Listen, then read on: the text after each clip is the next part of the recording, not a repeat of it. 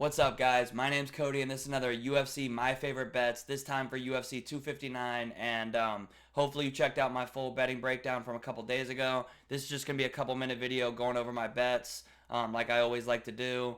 I will also be tweeting them out, as always, but wanted to come on here for my YouTube gang and just put them out here for you guys.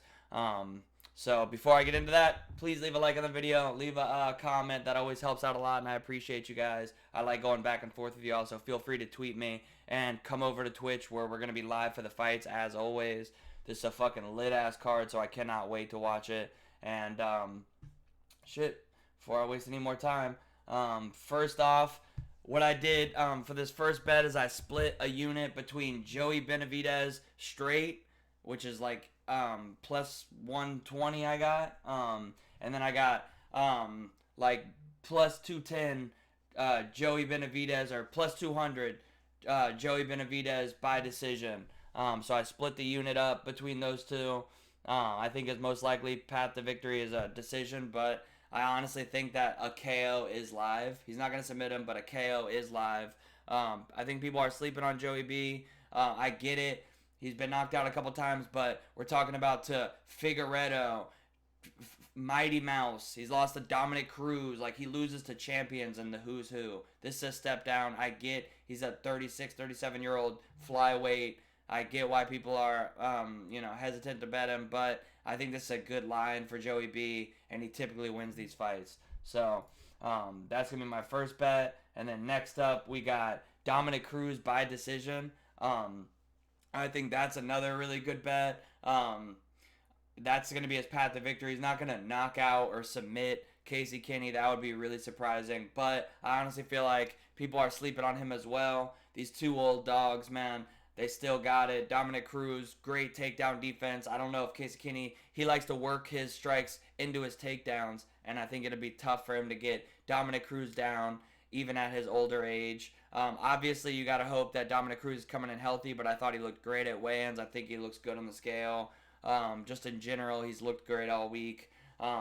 If he's healthy, I just feel like this fight plays out on the feet. He's going to defend the takedowns. If Kenny, I don't even think Kenny's going to be dumb enough to really try to take him. Not dumb enough, but I think he'll know that's not the path, trying to take Cruz down. Cruz, really good takedown defense, and he's big for the division.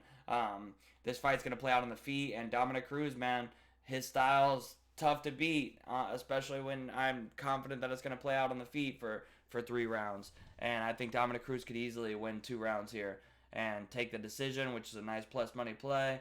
Next up, I got Islam Makhachev by decision. He's currently like minus 450 straight, and I think that's a little ridiculous. So I think the value is on him by decision. I think there's a good chance that he just goes out here and wrestles this guy, man. He knows Drew Dober's dangerous on the feet, dangerous with the leg kicks, good hands, good power, and I think he's just going to go out here and take Dober down. Is the submission live, and is that going to be a fear for me? For sure, but I'm going to hope that he doesn't take Dober's back, that he doesn't submit him, and we're going to get the decision, which is a even money play, plus 100. Next up, we got another even play, and I got Aljamain Sterling in the co-main event. And or in the co main event, probably my most interesting, like the most interesting fight on the card to me. I got Sterling straight up. I just feel like more paths to victory. I do like Jan. I'm a big fan. I like him in the octagon and out. He's a badass. But we haven't seen him go against, like, he doesn't have the resume Sterling has. We haven't seen him go against somebody who's really going to put that pressure, pace, and wrestling on him. I think Aljo's the bigger guy. He's not going to get tired in there. Obviously, I do got Jan with an edge on the feet, but I think Sterling could work some takedowns in. I want to see like how Jan looks. He's not like he's a real one-shot knockout artist. He's more of like a overwhelm you over the course of the fight guy. And, man, Sterling's going to stay in there. And all Sterling needs, even though I think like, oh, man, you could see this go on a little late. At the same time, I could see if Sterling gets Jan's back, which we've seen Jan give up his back several times, you could see Sterling get the rear naked choke finish, but I could also see him winning a decision. So I honestly think more paths to victory. I'm going to go Sterling at even money. And next up, we got Israel Adesanya. The line just came down a little bit. I got him at like minus 220. And I honestly think that's a pretty good play. I think more paths to victory as well, more tools. I don't think Jan's going to be able to come out. I know everybody's like, oh, just take him down, take him down. I do think people sleep on Jan every fight. That's clear, and he proves a lot of people wrong. But I think this is going to be one where Israel's going to be a little too much. Now, the weight is a little bit of a thought. It's like he is going to be the smaller guy, but I think the low kicks, the calf kicks, the just he's going to stay on the outside, keep it, slow the pace down for the first couple rounds. And I think by the end of the third, into the fourth, he's going to be starting to pick Jan apart on the feet and just counter him, keep those low kicks coming. We'll see. I don't think it'll become a Yoel type of fight because even though I think Izzy's going to have a similar game plan because I think Jan's going to keep coming forward and he could end up getting a late finish on Jan, but I just think late finish, even a decision is live. That's why I'm not going to play that. I'm going to put him in a parlay, and I parlayed him up with Sean Brady. Sean Brady, I do think that this is Jake Matthews is a tough guy for sure. He's nobody to sleep on, but I just feel like Sean Brady, slicker striking, slicker wrestling, better jiu-jitsu, just a little bit better everywhere. And obviously Jake Matthews is going to have the experience. It's a little bit of a worry. I don't like betting against experience, but I do think Sean Brady passes the test, and I think he's going to look good here. Another parlay I have with Izzy, same, just Izzy straight up, and I have him parlayed up with Alexander Rakic. I just feel like Rakic, good low kicks. We still have, I don't know if I like what I've seen. Santos 37, knees are destroyed. Obviously could knock Rakic out, who I do think is hittable, but I think overall Rakic, more paths to victory. You hear me say that. I like going with guys with more paths to victory. Typically that wins you money. Santos, could he knock him out with a big right hand with a high kick? For sure. Super live. But I'm going to go with the guy who has more paths to victory and lands those low kicks, mixes in a couple takedowns, puts him on the cage. He's a bigger, stronger guy.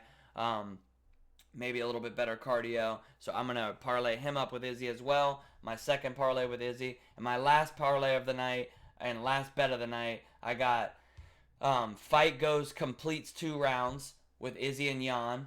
I think that's pretty safe bet. I think Jan, while he is a bit of a he's a marauder, he's gonna come forward. I don't think he knocks Izzy out in the first 2 rounds. Obviously, it's possible. We're talking about light heavyweight. We're talking about that Polish power, but I think that's a pretty safe parlay piece because I think Izzy's gonna really play it safe and smart and defensive in those first 2 rounds.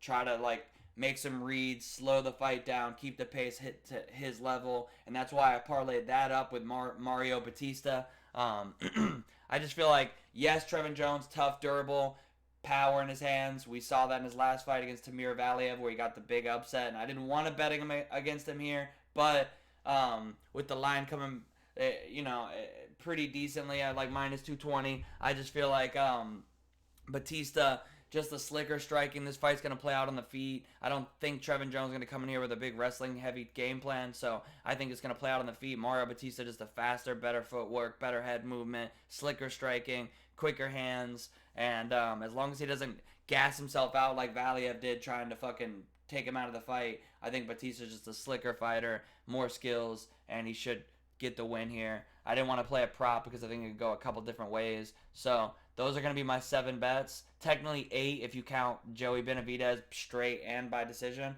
But those are going to be my plays for the card. Really appreciate you guys, man. Come through on Twitch, watch the fights with us. Feel free to leave a comment or tweet me. I like going back and forth with y'all. And shit, man, leave a like. I always appreciate all that. And I'll see you guys for the fights, man. Good luck.